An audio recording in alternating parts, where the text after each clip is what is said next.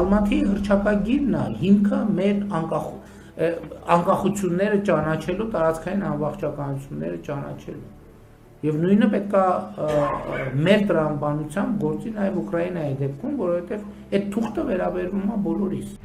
Ուկրաինան Եվրոպայի ամենամեծ երկիրն էր, Ֆրանսիայից էլ մեծ, ուներ մոտ 45 միլիոն բնակիչ։ Հսկայական ռեսուրսներ, որոնք այսօր Թրամփը հետ է ուզում, եւ գտնվում էր Արևելյան Եվրոպայի կարևորագույն հանգուցային օղակում։ Ուկրաինային խոստացել էին, որ մինչև վերջ իր կողքին կկանգնեն, կօգնեն։ Զելենսկուն անվանում էին ուկրաինական Չերչիլ։ Մենք էլ այդպիսի մեկն ունենք, ամեն գյուղում մեկը կա։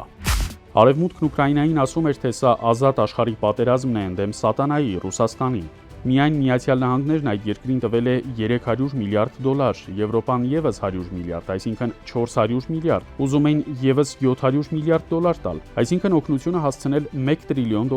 Մեզ ոչ որևէ ձևով համեմատելի գումար են տվել։ Ոչ ասել են, որ մինչև վերջ մեր կողքին են, ոչ էլի տարբերություն Ուկրաինայի հրավիրել են Եվրամիություն եւ ՆԱՏՕ։ Ամեն օր Ուկրաինայի են գնում արևմտյան ղեկավարները։ Մակրոնը պարբերաբար ասում է, թե իրենք կպաշտպանեն Ուկրաինան, երևի այնպես ինչպես մեզ պաշտպանեցին։ Շոլցը, Սթարմերը, Բայդենը, Բլինքենը, Ֆոն դեր Լայանը, հոլիվուդյան աստղերն ամեն օր մտնում էին Զելենսկու մոտ։ Բոլոր ԶԼՄ-ները Զելենսկուն աշխարհին ներկայացնում էին որպես հերոս ընդդեմ Ռուսաստանի։ Արևմուտքին Ուկրաինան պետք էր ռուսներին թուլացնելու համար։ Մեզ հետ այդպես վարվել են։ Ոչ։ Եվ այս ամենից հետո Զելենսկուն անգամ չհրավիրեցին բանակցությունների սեղանի շուրջ։ Զելենսկու փոխարեն ով էլ լիներ այդպես կպատասխաներ Թրամփին, նրանք իրար վրա են հարձակվում։ Ավելի քան 1 միլիոն զոհ տալուց հետո Ուկրաինային անգամ բանակցությունների չեն հրավիրում, այսինքն գծում են։ Մենք դրա անգամ 5%-ը չենք։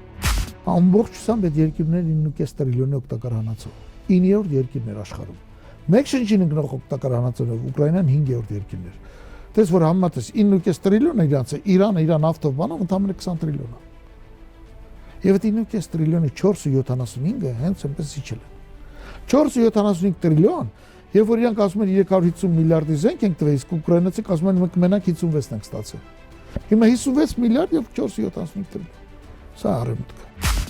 Նայենք ինչպես վերաբերվեցին Ուկրաինային, որքան փող ու օգնություն տվին, քանի անգամ գնացին, հանդիպեցին, ինչ խոսքեր ասացին ու գցեցին։ Մենք առաջնահերթությունների 4-րդ, 5-րդ տողում ենք։ Այս իշխանությունը անընդհատ խաբում է, բայց Ալիևը ճիշտն է ասում, թե ինչ է անելու։ Մենք հենց Ալիևից իմացանք, որ արդեն պայմանավորվածություն կա այսպես կոչված Զանգեզուրի միջանցքի շուրջ։ Այս իշխանության ոճն է սկզբում մերժել, հետո ստել, հետո կիսով չափ սուտ ասել, վերջում աստիճանաբար ընդունել, ինչպես մարդուն են ներարկում, դեղը պատրաստելով, հետո ասեղը կամաց մտցնելով։ Հետո էլ կհամոզեն, թե Սևանը Նիկոլայ II կամ Խրիմյան հայրիկի օրոք է զիջվել։ Ամեն շրջան հանձնելուց նոր սուտ են հնարելու եւ նոր մեղավոր են գտնելու։ Իշխանության մասին անիմաստ է խոսելը, պետք է խոսել այն մասին, թե ինչ է անում մեր ընդդիմությունը։ Ամենակարևոր կռիվն առջևում է, պետք չէ միմյանց միջև հաշիվներ պարզել, փոխանակ միավորվելու եւ կանգնեցնելու մեր գլորվելը։ Դժվար է համեմատել Ռուսաստանի եւ Միացյալ Նահանգների դերակատարումը համապատասխանաբար հայ-ադրբեջանական եւ ռուս-ուկրաինական հակամարտություններում։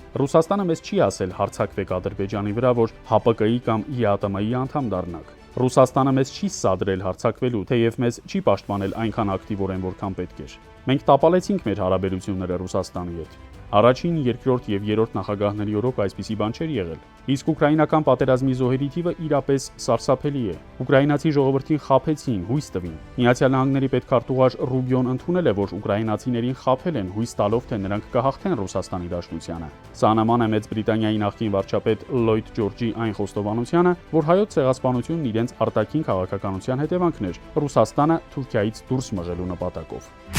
Կարողանալով ապահովել հայկական բնակչության ապահովություն կամ անվտանգություն ինչ-որ մասով, չկարողացանք հասնել դրա հարատևությանը։ Ներքին գզվռտոցների, չգիտեմ, տնտեսական տարատեսակ իրավիճակների, հա, դիմակայության եւ դիմադրողականության պակասի, չգիտեմ, հազար պատճառներով, հա, այդ թվում նաեւ, ասենք, իրավական համակարգի բացակայության պատճառով մենք չկարողացանք հասնել անվտանգության հարատևությանը, ինչը կուլմինացիա եղավ 23 թվականին Արցախի հայաթափում։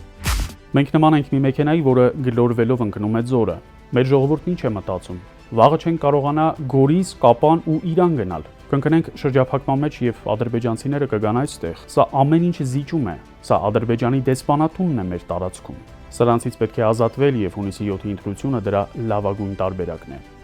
Որոշիր հարգելի քաղաքացի, թե որ երեսն է ճիշտ։